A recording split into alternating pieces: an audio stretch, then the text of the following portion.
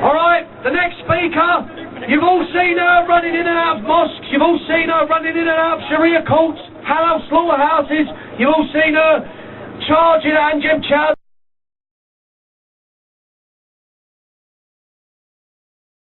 It's always really uplifting when I come to these events and we get here early and we're getting set up and people come along and they say, Jayda, this is my first time. Well, I hope it's the first of many. I'm absolutely thrilled to have you all here. Thank you. Right, let's get straight into this. Who saw the BBC show, Three Girls? Put your hands in the air. I've said this before. I'll say it again, we hold demos for so many different reasons.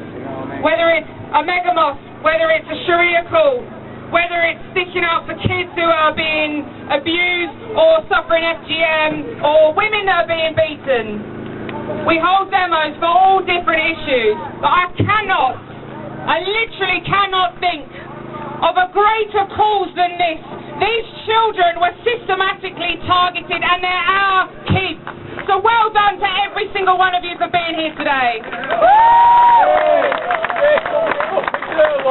There is no greater reason. There is nothing greater in this world than our children.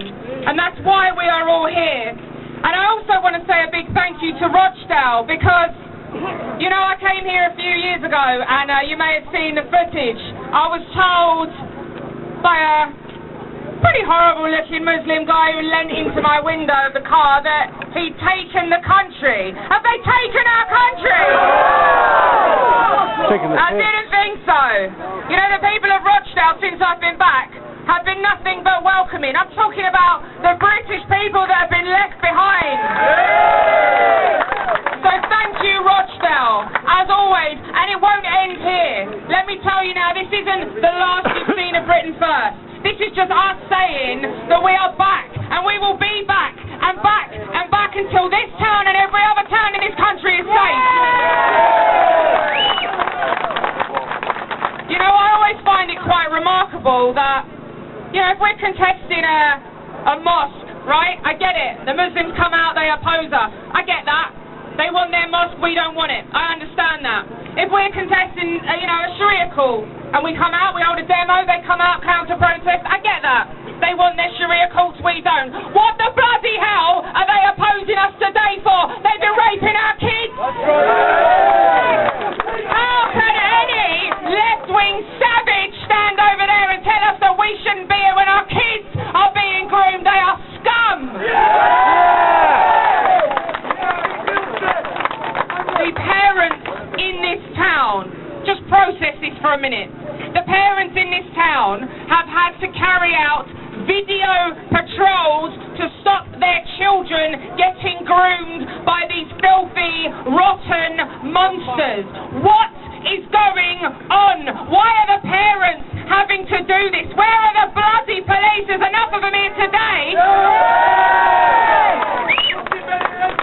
You know, we've seen the victims, and as Veronica said, they've played this down.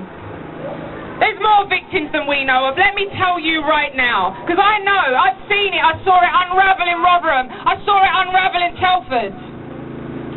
Who knows how many children have been affected by this? Who knows? Because some of them are no longer here.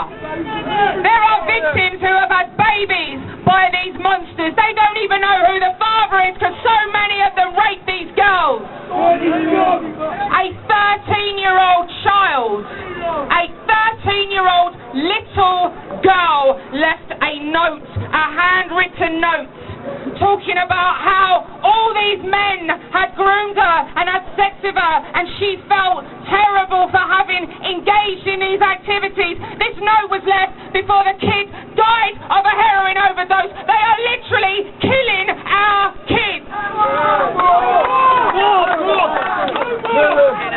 And you know, the worst thing, and that story was misdescribed on the TV. People right here today who have been directly involved in this. I have had letters from victims thanking me for doing this. What is there to thank? Everyone in the bloody country should be on the streets right now. When you of Muslim grooming gangs, saying that she's had to fight the social services to keep her baby, and that the purpose